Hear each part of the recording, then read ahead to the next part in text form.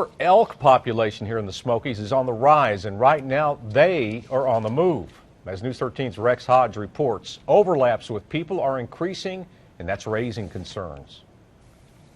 This is the top of Soco Mountain along Highway 19 at the entrance to the Blue Ridge Parkway. At this time of year, it's a very popular spot for elk to cross. And this is a time where you're starting to get the females going to the higher elevation because a lot of the females will give birth up there at the end of May.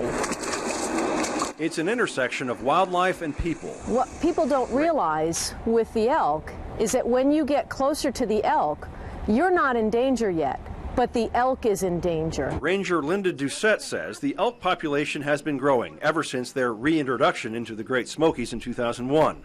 Their majesty a draw for visitors, but she says for their safety, best to keep your distance. So that visitors understand that while it's great they've gotten their picture, now we need to move those elk away from people so they don't stay comfortably close to us. Especially along roads. A year ago we had 3 that were hit by cars. People fly over that hill. Fred Eicher drove across Soco Mountain Thursday and nearly ran into some of these elk, more than a dozen earlier in the day. And I hit my brakes, and the guy behind me about drove over the top of me. I heard him lock up and squeal. We get so many tourists up there, they're rubbernecking. You got to watch for the tourists up there. Eicher says he'd like to see a large fenced-in area to protect the elk, but short of that, rangers say sometimes they shoo away elk along the roads with loud noises.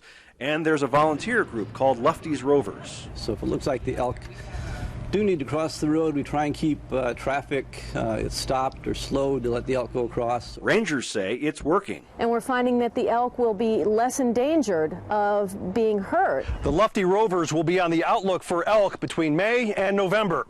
Reporting from Jackson County, Rex Hodge, News 13.